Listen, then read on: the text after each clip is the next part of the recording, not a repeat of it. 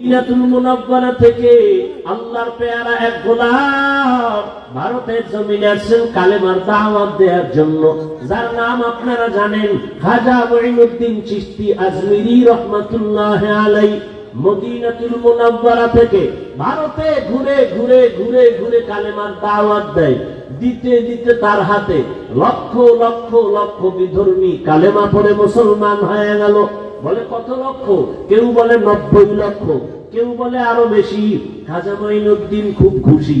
আম্মাজানের সামনে একদিন আনন্দিত হয়ে গেলেন। আম্মাজান বলে, মঈনুদ্দিন এত আনন্দ কেন রে বাবা বলো? মঈনুদ্দিন বলে, আম্মাজান খুশির খবর, ভারতের ভেতরে লক্ষ লক্ষ বিধর্মী আমি মঈনুদ্দিনের হাতে কালেমা পড়েছে। আম্মাজান বলে, এই মঈনুদ্দিন, এটা তোমার বাহাদুরি না, আমি মায়ের অবদান। কার অবদান? খাজা মঈনুদ্দিন বলে, মা তোমার কি অবদান একটু বলো।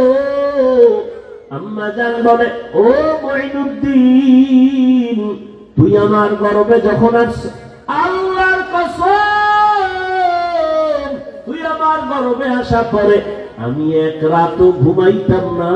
আমি গভীর রাতে সিজদায় পড়ে আল্লাহর আদালতে কান্না করতাম আর বলতাম, হে মালিক, আমার গর্বের সন্তানটাকে তুমি ওলি হিসাবে কবুল করে নাও। আমি এভাবে কান্না করে করে যখন তুই দুনিয়াতে আসছো, এই মঈনুদ্দিন, আমি মা তোকে যতদিন আমি দুধ পান করাইছি, আল্লাহর কসম, আমি যতদিন তোকে দুধ পান করাইছি, আমি মা এক ফোঁটা দুধও বিনা অজুতে তোর মুখে দেই নাই। এমন মা সারা দুনিয়ায় পাওয়া বড় কঠিন। বাংলাদেশ বাদ দেন, এমন মা যেই মা বিনা অজুতে বাচ্চাকে দুধ দেয় না, এমন বাচ্চা তো জগৎ শ্রেষ্ঠ আল্লাহর ওলি হবে। কিন্তু খাজা মঈনুদ্দিনের ভক্তদের উপায় কি? এরা যে বয়ে বয়ে গেলি গাঞ্জাই খায়। একটার চেহারার মধ্যে মদিনার কোন নিদর্শন নেই। এরা সব মঈনুদ্দিনের ভণ্ড ভক্ত, আমরা আসল ভক্ত। কি খাজা মঈনুদ্দিনের মা কত ধন্য মা! খাজা মঈনুদ্দিন চিশতি আজমিরি 5 ওয়াক্ত নামাজ পড়েন নাই। সন্দেহ? মাঝে মাঝে বিড়ি টিড়ি খেয়েছেন, দাড়ি ছিল না। হ্যাঁ, আপনারা কি ভক্ত হইলেন? এই ভক্ত হয়ে কি নাজাত পাওয়া যাবে? কোনদিন পাওয়া যাবে না। এখনো সময় আছে, তওবা করেন। কয়দিন আর দুনিয়ার বাহাদুরি করবেন? চোখের সামনে আপন আপন সব চলে যাইতেছে। বিশেষ করে আমার যুবক, ইদানিং কালে যুবকের মরণের লাশ আর লাশ, করোনায় যুবকের লাশ, ছাত্র জনতার আন্দোলনে যুবকের লাশ, ডেঙ্গুর মহামারীতে যুবকের লাশ, ঘুমের বিছানায় যুবকের লাশ, গাড়ির নিচে পানির মধ্যে যুবকের লাশ। ও আল্লাহর বান্দারা, এখনো সময় আছে, তওবা করে নাও।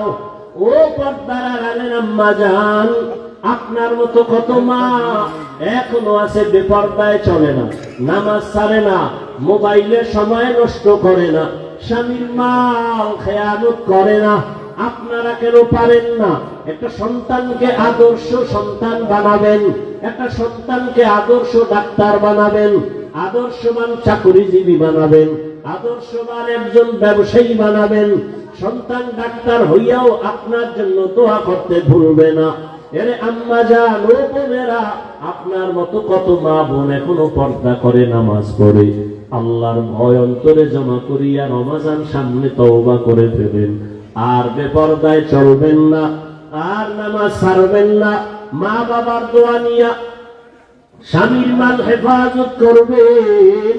স্বামীর মাল এটা আপনারই মাল, স্বামীর মনে করে খেয়ানত করবেন না। মোবাইলে সময় নষ্ট করবেন না।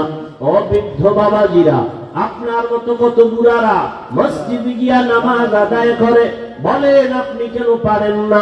ও আমার কলিজার যুবক, এখনো সময় আছে, তওবা করো, অন্তরকে বুঝাও। মনে জীবনে কত মন গড়া ভাবে চলছো, মনের চাহিদা মিটাইয়া গুনাহ করেছো। মনে চাইছে নামাজ পড়বা না, পড়ো নাই। মনে চেয়েছে পার্কে যাবা, দৌড়ায় গেছো। মনে চাইছে দাড়ি কাটবা, কেটে ফেলেছো। এখন আল্লাহর ভয় নিয়ে তওবা করো। মনে মনে আল্লাহকে বলো, হে আল্লাহ, জীবনে তো গুনাহ কম করি নাই, আজকে থেকে তওবা করে নিলাম। আর নামাজ ছাড়বো না, বেপরদায় চলবো না, মা বাবার সাথে বেয়াদবি করবো না, শিক্ষকের দোয়া নিয়া, উলামায়ে কেরামের পরামর্শ নিয়া, নবীজির আদর্শ মেনে চলবো। আল্লাহর কাছে যদি খাঁটি মনে তওবা করতে পারো, আল্লাহ তোমার জীবনের গুনাহ মুহূর্তে মাফ করে দিবে। মনের শুধু বুঝাইও রে মন, তোমার মতো যুবক যদি জেনারেল লাইনে থাকিয়া চাকরি করে, ব্যবসা করে, লেখাপড়া করে, নামাজ পড়ে, তুমি কেন পারবা না? আল্লাহর কাছে তওবা করে নেও। ও বাবা, তোমরা কি মনে মনে ভাবছো আমরা সব পাগল হয়ে গেছি? না না, এরে দুনিয়ায় সবাই পাগল হইয়া সব দুনিয়াতে মরার আগেই ধ্বংস হয়ে যায়। আর আমরা নবীর আদর্শে নামাজ পড়ি, পর্দা করি, কেউ আমরা পাগল হই নাই। আল্লাহর কোরআন সত্য, নবীর কথা সত্য। গুনাহ নিয়ে কবরে গেলে জাহান্নামের আগুনে জ্বলতে হবে, তাও সত্য। এখনো সময় আছে, তওবা করে নেও। অন্তর যদি তুই দাঁড়ায় আছে, কোনো আওয়াজ নাই, দিনের কথা শুনতেছে। এতগুলো মানুষ দীর্ঘ টাইম বসাইয়া রাখা, এটা কোনো টাকা দ্বারা সম্ভব হবে না, কোনো টাকাওয়ালার দ্বারা সম্ভব হবে না। যদি কার ৫,০০০ করে টাকা দিব, তাহলে কিছু মানুষ আসবে, তবে জান্নাতি মানুষ আসবে না। আশেপাশে কিছু গাঞ্জাখোরের আসবে, ৫,০০০ টাকা মানে ৫ দিনের গাঞ্জা খাওয়া যাবে।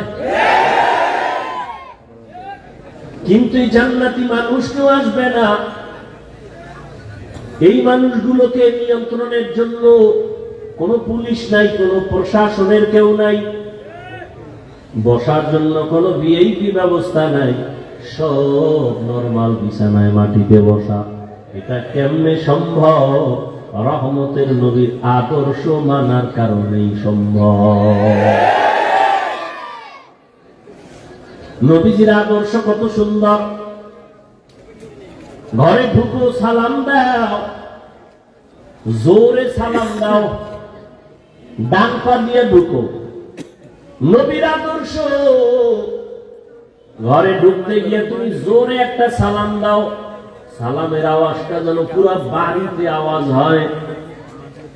যারা মানুষ তারাও জবাব দিবে, জিন থাকলে তারাও জবাব দিবে, ফেরেশতারা আছে জবাব দিবে, দূষিত কিছু থাকলে পালায়ে যাবে সালামের বরকতে। ঘরে ঢুকলে কি, আর বাথরুমে ঢুকলেও রাসূলের সুন্নাত। এরপরে একবার আলহামদু সূরা, 3 বার কুল হু আল্লাহ সূরা পড়বে। আল্লাহ রাসূল বলেন, পুরা বাড়ির মধ্যে রিজিকের বরকত নাজিল হতে থাকবে। তো রমজানের মাস বড় বরকতের মাস। এটা 3 ভাগে ভাগ করা, রহমতের 10 দিন, মাগফিরাতের 10 দিন, নাজাতের 10 দিন।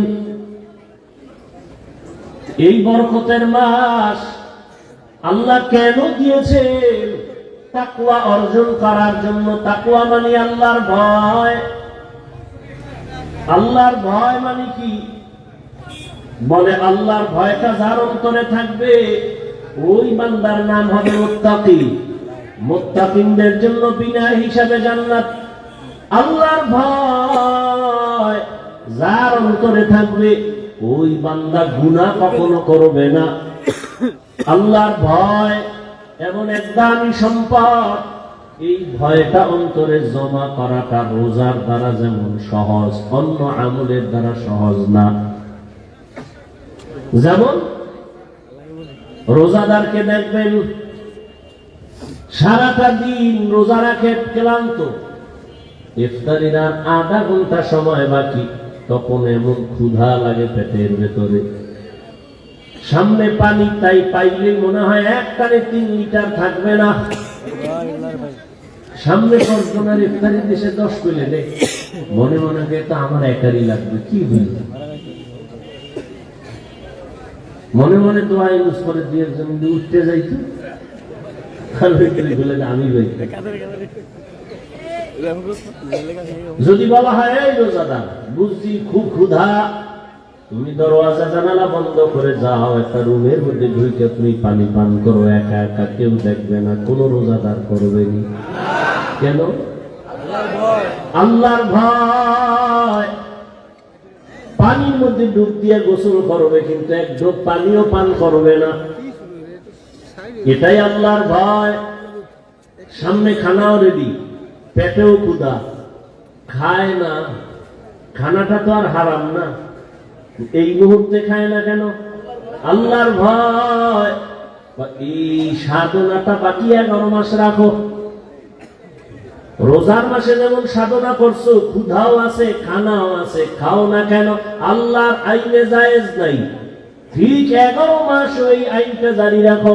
ক্ষুধাও আছে, খানাও আছে, পাইলেই খাইও না, আগে হিসাব করো আল্লাহর আইনে খানাটা হালাল না হারাম। 11 মাস এই সবক যদি আদায় করে, তাহলে কেউ হারাম খাইতে পারে না। আর হারাম খাইলে এর শাস্তি কিয়ামতে হবে না, হবে দুনিয়াতেই।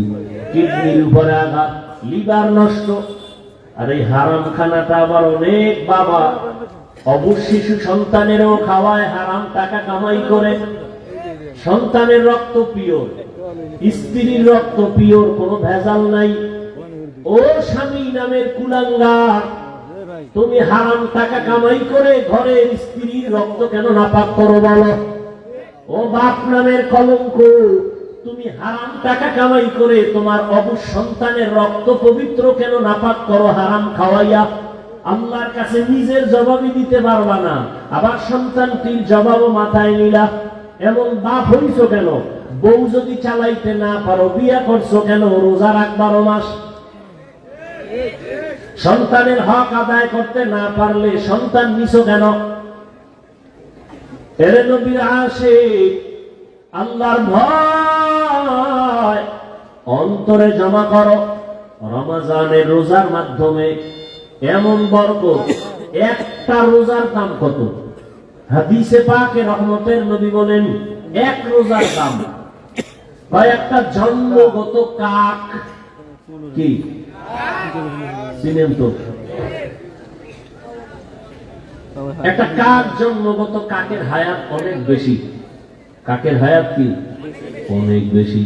একটা কাক জন্ম থেকে উঠেই ডানা মেলে যখন উঠতে শুরু করে খোলা আকাশে, ও যদি উঠতে উঠতে উঠতে উঠতে সামন দিকে যাইতে যাইতে যাইতে যাইতে বুড়া হইয়া যায়, কাকের হায়াত অনেক বেশি। বলে কত? কিতাবে আসছে 1000 বছর কমপক্ষে।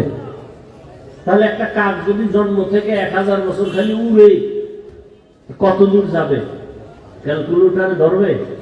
কম্পিউটারে আসবে? নবীজি বলেন, একটা কাক জন্ম থেকে উঠতে উঠতে বুড়া হইতে হইতে কত দূর গেল? একটা রোজাদার এক রোজার বরকতে জাহান্নামের আগুন থেকে তত দূরে সরে যাবে।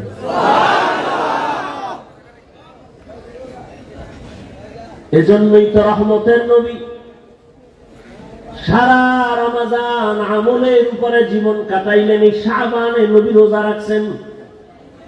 নবী বলেন, প্রস্তুতি নাও, রমজানের রোজার মাধ্যমে তুমি নিজেকে পবিত্র বানায় নাও। কয়দিন রোজার হালাতে রে বাবা তুমি কষ্ট মনে করো, অথচ তোমার মতো কত আল্লাহর বান্দারা রড ফ্যাক্টরিতে কাজ করে, রোজা ছাড়ে না। সিমেন্ট ফ্যাক্টরিতে কষ্টের কাজ করে, রোজা ভাঙে না।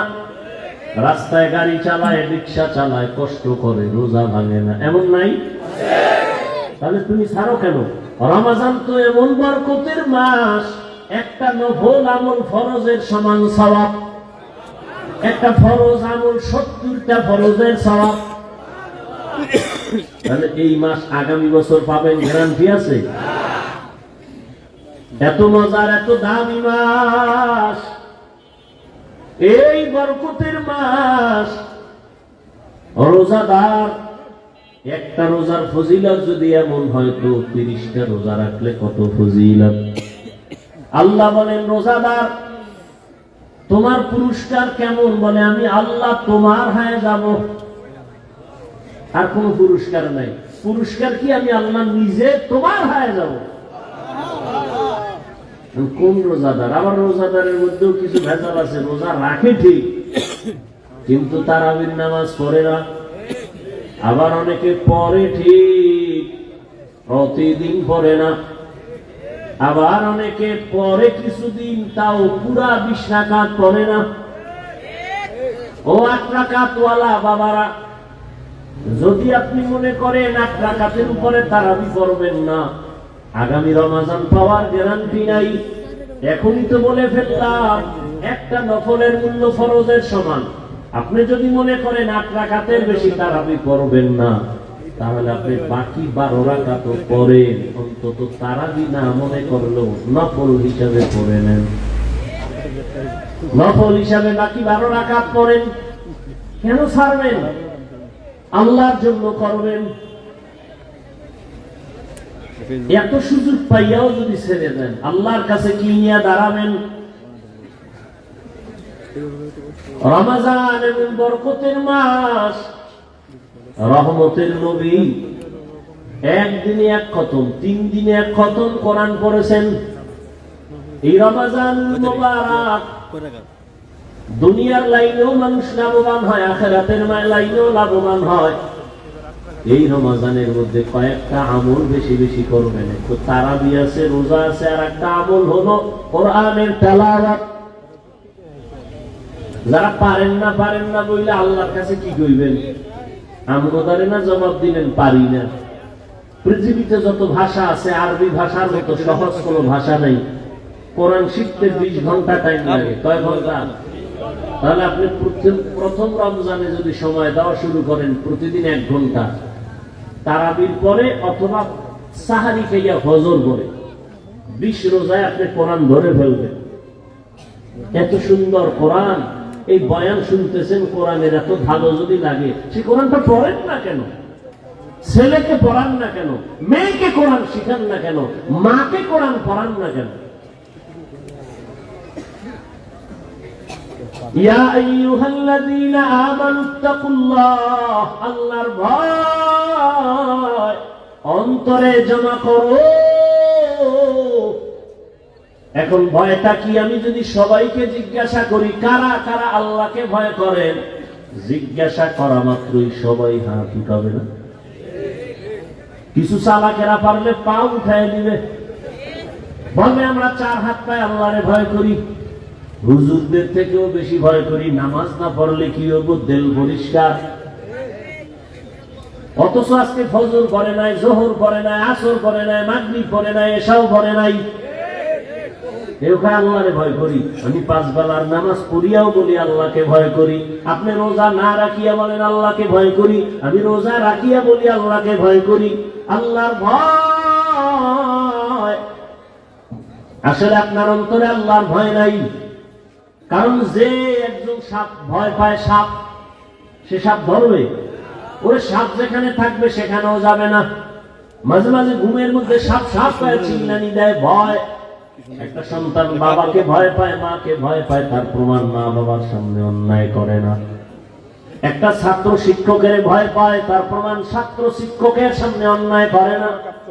ঠিক এই জমিনে যে মানুষ আমার আল্লাহকে ভয় করবে, ওই বান্দা গলায় ছুরি লাগাবে, দাড়ির মধ্যে কখনো অস্ত্র লাগাবে না। হরকে দারত খৌফে হক দর দিল মাদাম, জান্নাতুল মাওয়া দেহাদ ও রামক। এক দলের দাড়ি ছোট, আর এক দলের নাই। ছোটওয়ালারা মনে করে মোটামুটি জান্নাতের মাঝখানে আছি।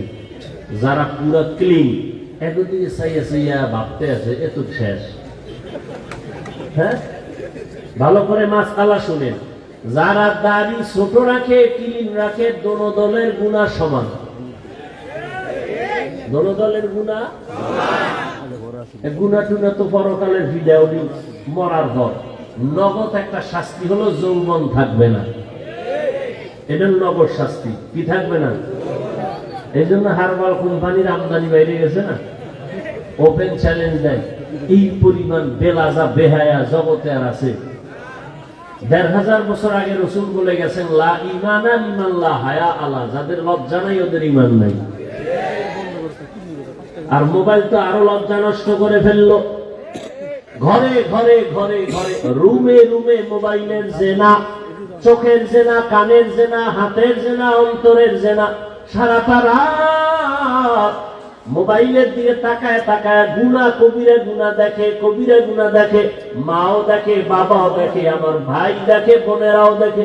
ঘরটা যেন জেনার আড্ডাখানা, সারা রাত শুধু জেনা চলে। আল্লাহ মাফ করেন, এমন অন্যায়। ও যুবক, 40 বছর পর্যন্ত তোমার চেহারাটা উজ্জ্বল থাকবে, নষ্ট হবে না। কিন্তু কি দুঃখ, আজ তোমার চেহারার দিকে তাকাইলে কেন মায়া লাগে না? কেন চেহারায় নূর নাই? মোবাইলের গুনার কারণে চেহারা নষ্ট হয়ে গেছে। আর কুলাঙ্গার কিছু বাপ আছে, সাহারি খাওয়ার সময় মা ডাকে, বাবা দুই একটা রোজা রাখ। বাবা এটা খবরদার, রোজা রাখাই ওনারে বিবি, রোজা রাখলে ছেলেটার চেহারাটা নষ্ট হয়ে যাবে। ওই বাবারে পাইলে জিজ্ঞাসা করতাম, এই বাপ নামের কলঙ্ক, সন্তান রোজা রাখলে তোমার চেহারাটা নষ্ট হবে সন্তানের। মোবাইলে আকাম কইরা কইরা যে চেহারাটা নষ্ট করলো, বলো কোন বিউটি পার্লার তোমার চেহারাটা ভালো করবে? আল্লাহর কসম, মৃত্যু পর্যন্ত দুনিয়ায় কোনো মেডিসিন নাই যে সন্তানের চেহারাটা ভালো করবে। বরং 40 বছরের আগে চেহারা থাকবে উজ্জ্বল। কোন মেডিসিন মারবি, চেহারা ডিসকালার হবে, গোড়া হবে। এই গোড়া আর যাবে না। হ্যাঁ, যদি নেক আমল করো, তওবা করো, চেহারা আবার ফিরে আসবে। আর ঠিক মতো 5 বার ওযু কর, চেহারায় কোনো ক্রিম লাগবে না। আল্লাহর কসম, 5 বেলা ওযু কর, ওযু করবি, চেহারার নূর বেড়ে যাবে। তখন তোর মেকআপ লাগায় চলতে হবে, নাহলে যে দেখবে এই ভাগল হয়ে যাবে। বলবা হাফিজ ভাই তোমার না, আমিও তোমাকে বলছি ঠিক, আমিও পরিপূর্ণ গুণামুক্ত হতে পারি না। যে ব্যক্তি গুণামুক্ত হবে, ও জিহ্বা দ্বারা যা চাইবে নগদ আল্লাহ সাথে সাথে দিয়ে দিবে। যার চোখ পবিত্র, ও অনেক কিছু দেখবে যা সাধারণ মানুষ দেখবে না। যার জবান পবিত্র, ও যা চাইবে যখন চাইবে আল্লাহ তখন দিবেন। পবিত্র না তো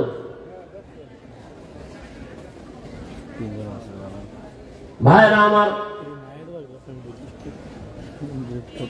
আল্লাহ গুনার কারণে চেহারা নষ্ট হয়, নেক আমলের কারণে চেহারা সুন্দর হয়, ভালো হয়। এরে আল্লাহর গোলাম, এই জন্য আল্লাহ বলেন আমার ভয় অন্তরে জমা করো। আল্লাহর ভয় যদি থাকে, ওই বান্দা মরিয়াও গেলে গুনার কাছেও যাবে না। এরে আল্লাহর বান্দা, ও আমার যুবক, আমি তোমাকে এতক্ষণ বয়ান যা করতেছি একবারও কিন্তু বলি নাই তুমি আমার মতো টুপি লাগাও। আমি একবারও বলি না আমি কওমি মাদ্রাসায় লেখাপড়া করেছি, তোমরাও মাদ্রাসায় যাও। আমি দাওয়াত ও তাবলীগের লাইনের সন্তান, কিন্তু একবারও বলি না তুমি তাবলীগে যাও। আমি কওমি মাদ্রাসার সন্তান, আমি পীরের মুরিদ। আমি কির মুরিদ?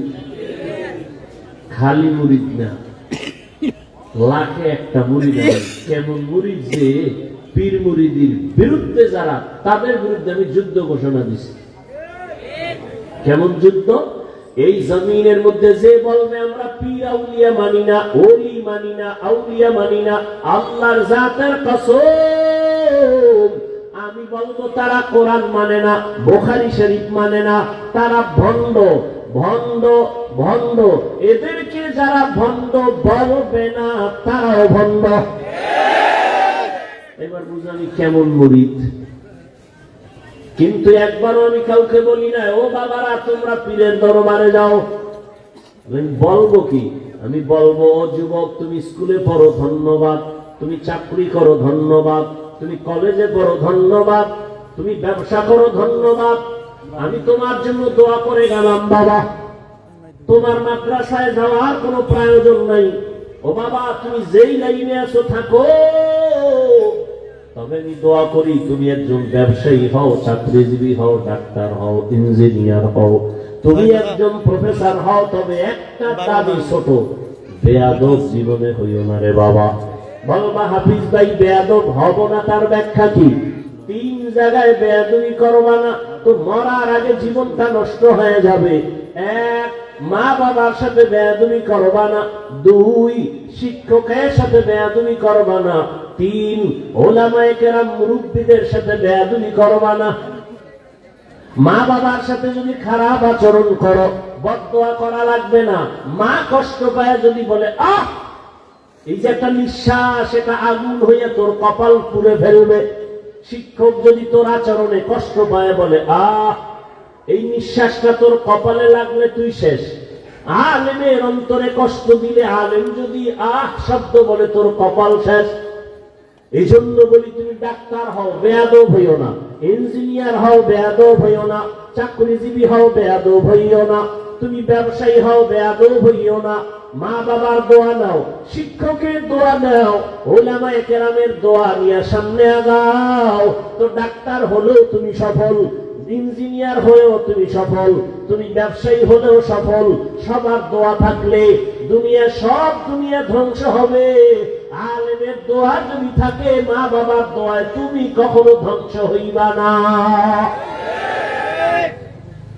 ওই মা বাবার দোয়া নিয়ে রহমতের নবীর আদর্শ মেনে জীবনটা চালাও। মা বাবার দোয়া নাও। এবার বাস্তবে একটু তাকায় দেখো তো, আমি যে কথাগুলো বললাম এই কথার মানদণ্ডে কেউ চলেনি। তোমার লাইনে তাকাও, জীবনে মাদ্রাসায় পড়ে নাই, জীবনে কোনদিন মাদ্রাসায় যায় নাই, আলিফ বা তাও শিখে নাই। তোমার মতো জেনারেল লাইনের যুবক 5 বেলার নামাজ পড়ে, স্কুলে পড়ে, কলেজে পড়ে, নামাজ ছাড়ে না। সত্য কথাটা স্বীকার করো, আসেনি? আর কি অস শুনবা? এই অসটাই তোমার জীবনের আসল। নিজেরে বুঝাও। তোমার মতো যুবক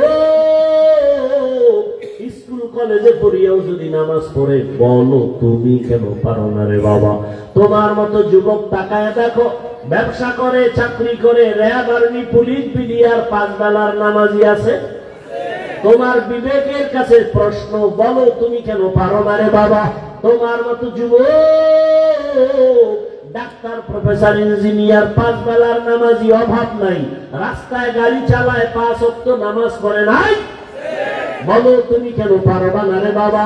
তোমার মতো যুবক শ্রমিকের কাজ করে, নদীর মধ্যে মাছ ধরে, নামাজ ছাড়ে না, বলো তুমি কেন পারবা না?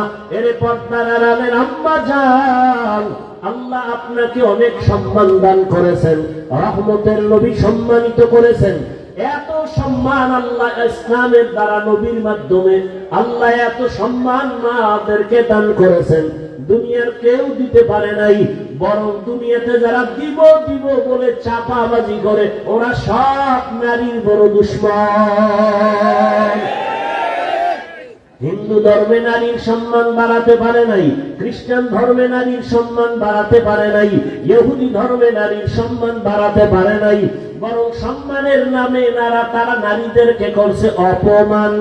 একমাত্র ইসলাম নারীর সম্মান দিয়েছে, কিন্তু অনেকে বুঝে না। আর পুরুষের তুলনায় নারীদের জ্ঞান তো সৃষ্টিগতভাবে অর্ধেক, জন্মগতভাবে সৃষ্টিগতভাবেই নারীর জ্ঞান পুরুষের তুলনায়। এরপর যদি নারী আবার বেগানার নজরের বরকত লাগায় তো আরো কমে। এরপরে যদি খায় হারাম তো আরো কমে। এই মেধা দিয়া যদি চিন্তা করে, আল্লাহ নারীর উপরে ইনসাফ করে নাই। কয় কেমনে? কয় বাবার সম্পদ, ছেলে পাবে ডবল, মেয়ে পাবে সিঙ্গেল। আল্লাহ মেয়েদের কম দিলেন কেন? মেয়েদেরকে কম দিয়েও যে ছেলেদের বেশি দিয়েছে, এই বুঝার মতো আম্মা জানের মেমোরির জিবি নাই। এই নিয়ে 1 GB আর 4 GB সমান। আপনার জিবি 1, আপনি 4 GB লয়ে যদি ধাক্কা ধাক্কি করেন তা আপনি কাছে হ্যাং হয়ে যাবে। আরে আম্মা জান, আপনাকে অর্ধেক দিয়েও ছেলের থেকে বেশি দিছে, এটা বুঝার মতো মেধা বুঝি আল্লাহ আপনাকে দেন নাই রে মা। ছেলে পাবে বাবার থেকে 2টা, আর মেয়ে সব জায়গায় পাবে কি? বাবার থেকে পাবে, স্বামীর থেকে পাবে, ছেলে মেয়ের থেকে পাবে।